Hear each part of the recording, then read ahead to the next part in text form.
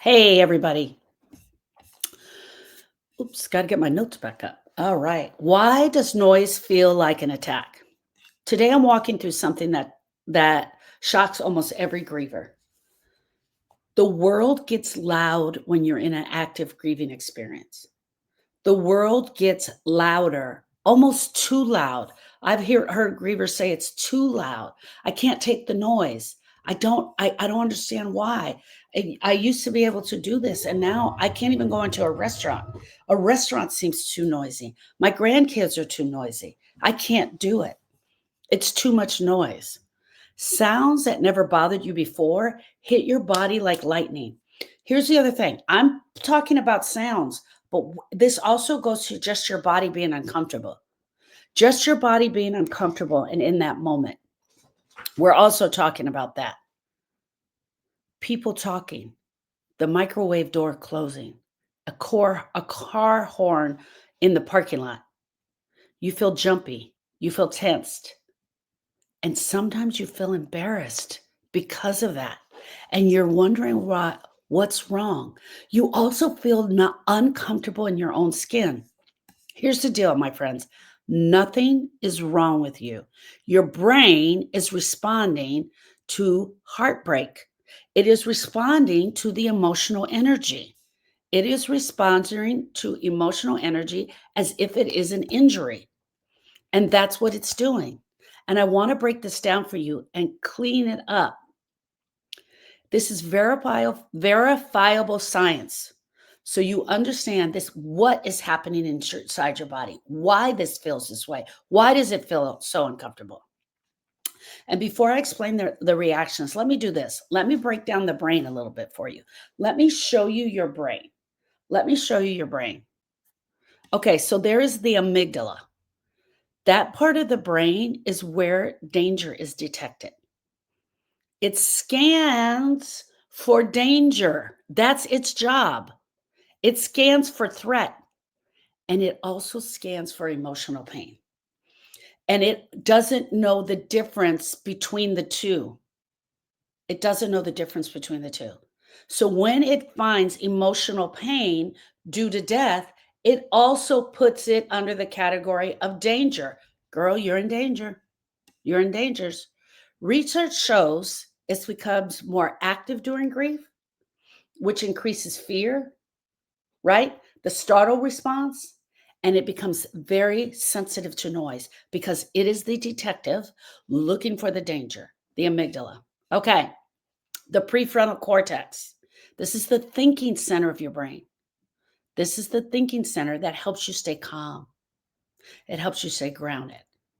But studies show this part slows down during intense emotional stress. This is why we say, I feel numb.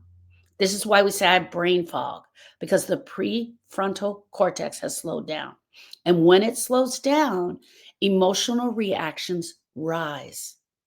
And they sometimes feel bigger and sound really big. Okay.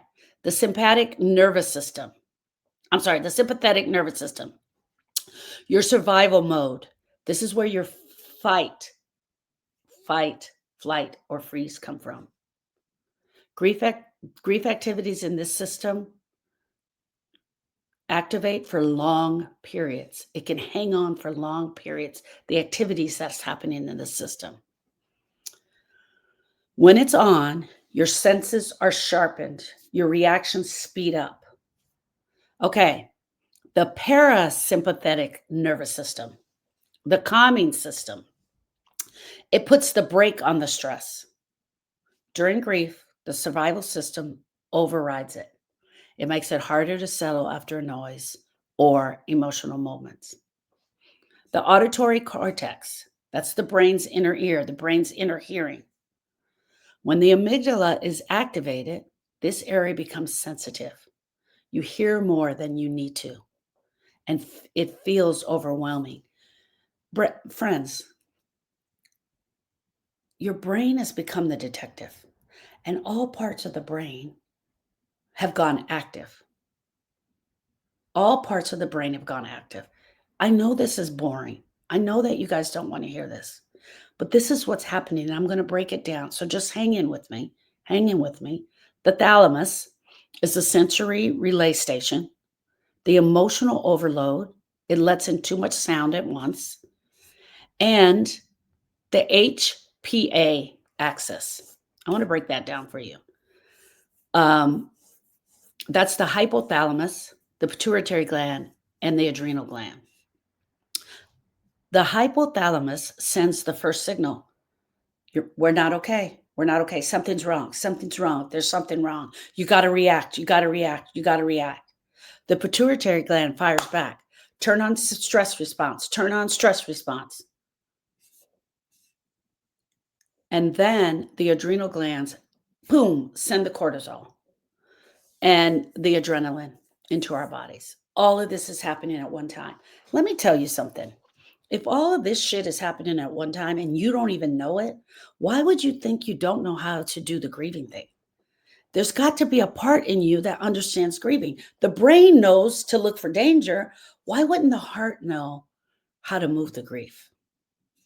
Why do we care about this? Because when you're grieving, the systems stay turned on. Let me say that again. When you are grieving, all of these systems stay turned on. That's why 3, 4, 5 years, you feel like you're still in active grief because these systems haven't quietly calmed down. They haven't gone down. They stay turned on for way too long, way too high, and they keep the body at high alert. Friends, we've all met her. We've all met her. She's had a loss, and she never quite went back to who she was before. And she's hard to hang around. She's hard to hang around because all she talks about is the loss. All she talks about is all the pain. It's hard to hang out with her. It's hard to understand her. Sometimes all she does is go back to the loss. She keeps talking about it over and over again. And I don't want to talk about that. I don't want to hear about that. But her brain has not calmed down. It's way too high. I want to share some stories with you of what I am talking about. It keeps the body at high alert and it sharpens the hearing. It increases the jumpiness. Grief increases the jumpiness. It makes your heart race. It pushes your nervous system into survival mode when you are just sitting on the couch. You're like, I'm just sitting on the couch doing nothing. What's going on? So here's Maria. Maria walks into the store just to buy bread. It's a normal day and it's a normal trip. She just needs bread for the kids' lunch tomorrow. Someone at the grocery store walked out the wrong door and they set off the alarm. Her whole body jumped. Her chest tightened. Her eyes filled with tears. She just put the bread down and she walked out to her car and just started to cry. This was the amygdala firing danger. Her survival system reacted fast. Her prefrontal cortex could not calm her before she panicked. That's the grief brain, my friends. That is not weakness. Your alarm system is in overdrive. When someone is grieving, the amygdala becomes more sensitive. This is confirmed through brain imaging, through studies, and emotional pain. Harmless noise can feel like a threat because the brain thinks it must protect you. It already is trying to protect you from the grief. It's already trying to protect you from the broken heart. And now it just continues to protect you from the next thing. I have a question for you. What sounds make your body jump? What sounds make your body jump? And maybe you're not totally jumping like I do. Maybe you're not screaming like I do. I tend to scream and jump. Maybe your heart is not beating fast, but maybe you feel it. You feel that jolt. You hear that sound. You start to notice that loud noises start bothering you. That loud noises are bothering you, that you absolutely can't move in this grief. All right. James lost his brother in a motorcycle accident. While he was in the house, his son slammed the microwave door one morning. James turned and snapped at him. He didn't jump. He turned and yelled at his son. Damn it! I told you not to slam that door. His muscles tightened. His heart dropped. He yelled, turned back, took a deep breath, and then immediately apologized to his son. He was not angry at his son. He was not angry at the microwave door. His survival system was stuck in flight mode. His hearing was sharp. His stress hormones were high. When grief hits cortisol levels, the noises feel like attacks to you.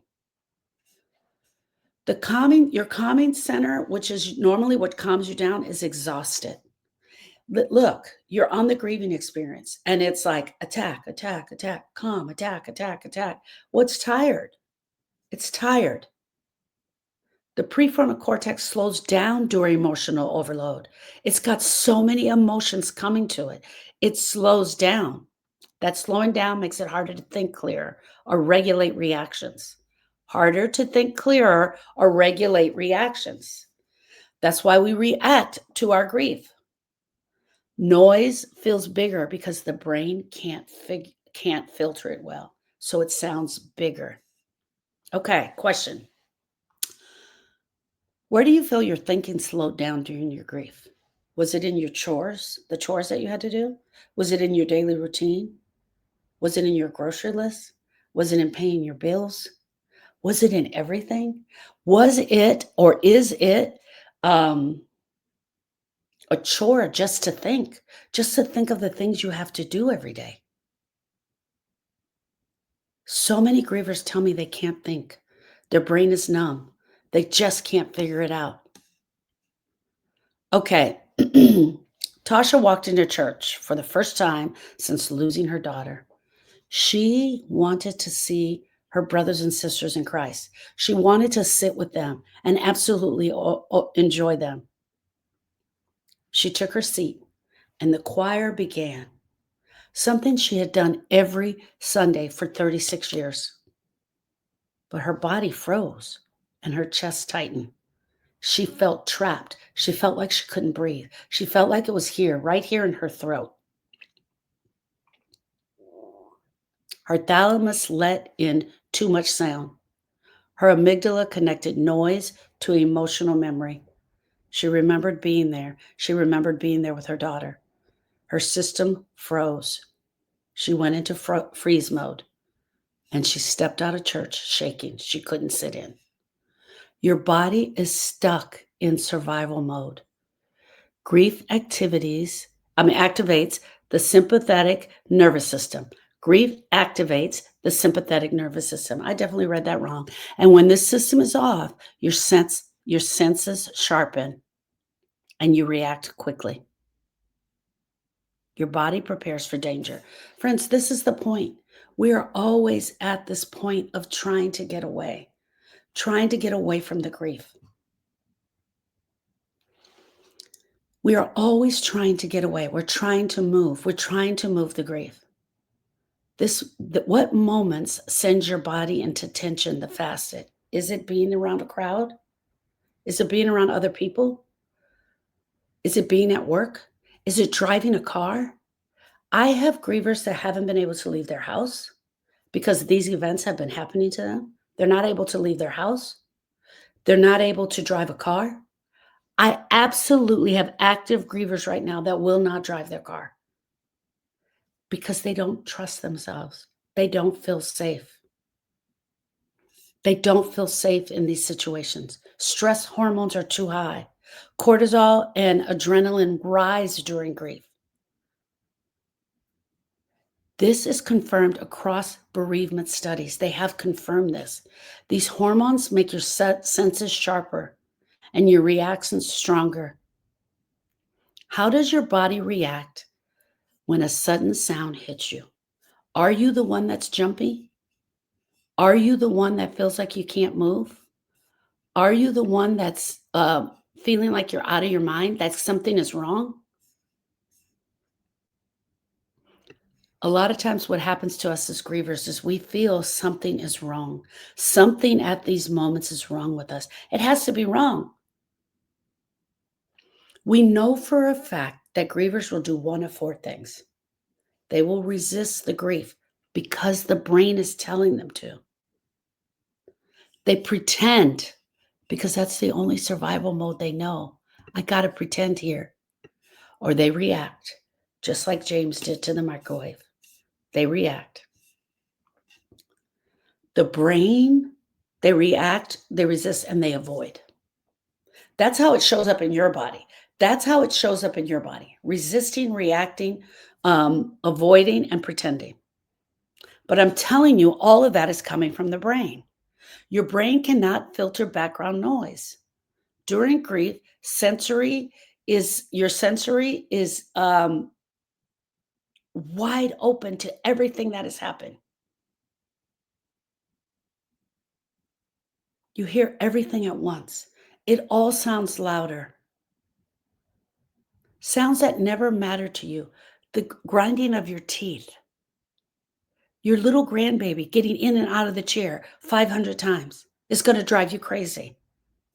Your husband asking you the same question over and over and over again. It's going to drive you crazy. People's response to your grief. You're not going to have the bandwidth to deal with it. You also don't have the bandwidth to deal with people in your family that have done this same thing for 30 years, day in and day out. Now it bothers you. Women come in and tell me all the time, I can't deal with that. I can't deal with that bullshit. I can't deal with what they're saying. That's all bullshit. I can't deal with it. Our bandwidth starts to shrink, shrink, shrink. Our brain can't hold it. Our brain absolutely can't hold it. Sounds that never mattered now are too loud because the brain cannot filter them. And even if you're not jumping every time you hear one of these sounds, what is happening is that the bandwidth is shrinking. What background noises have you noticed start to overwhelm you now? What about other people is starting to irritate you? Your brain is trying to protect you. Every reaction you have is a survival system doing its job. Your brain responds to emotional pain the way it responds to physical danger because it doesn't know the difference between the two. Not only that, the brain thinks it's the smartest tool. And I would have to say it is the smartest tool in the shed. So in the shed is the brain, the heart. I don't know. The heart's pretty high up there. The brain, the heart, the lungs, the kidneys, the pancreas, the liver, the intestines. Of all of those, the brain definitely has the biggest ego. The brain responds to emotional pain the way it responds to physical danger. And my friends, if I can tell you anything, this is the thing I want you to know. This is not permanent. It is not permanent. It will not always stay like this. When your nervous system calms, your sensitivity to sounds will calm down also. As it starts to calm down, as it starts to set in, as it starts to set into the grief, as you start to talk more about the grief, learn about the grief, understand the grief, lean into the grief. As you start to do those things, it will calm the nervous system. But that's not what happens. That's not what happens here. What happens is a lot of us don't step into absolutely learning about the grief. We don't step into learning about the grief. We wait, and we wait way too long. And this is why I created Processing the Pain of Grief, where you're going to calm your brain. We teach you to calm your brain.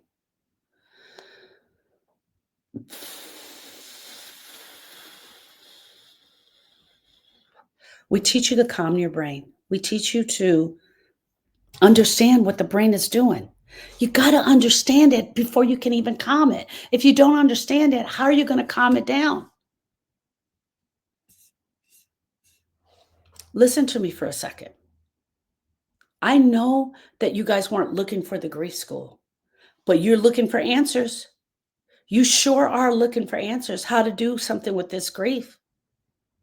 You're looking for a way to breathe again.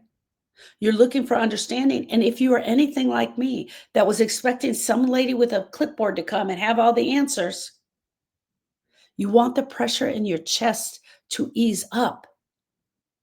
You want your thoughts to stop racing in circles all the time. You want that fog, that brain fog to lift so you can make it through a day without feeling like you're dragging your whole life behind you. And that's the transformation that I'm offering you. Not protection. I'm sorry, not perfection. Not perfection. Not perfection, not pretending. We don't need perfection, even though I said it wrong. We don't need protection. We're not looking for perfection. God, Sharon, can you read? We're not looking for perfection. Not pretending. We just need to be there. It doesn't need to be perfect. You just need to understand. There, can you get it out? Just real relief in a body and heart that has been carrying too much for too long. You want relief? You're looking everywhere for the relief. You're looking in the alcohol bottle.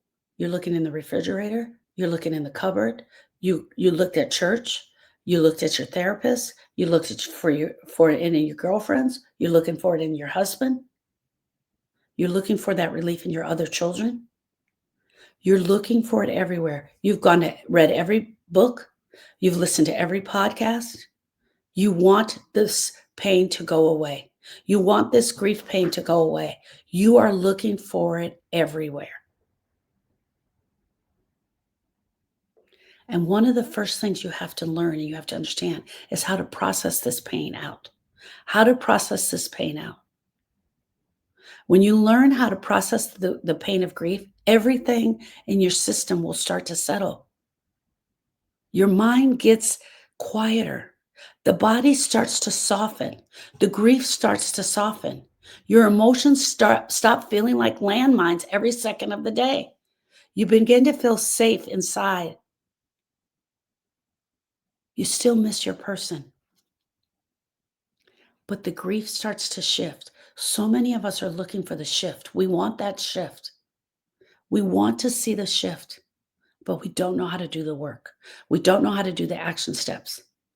And that, my friend, is here. And where healing begins is here inside of processing the pain of grief. Processing the pain of grief is a program that I offer.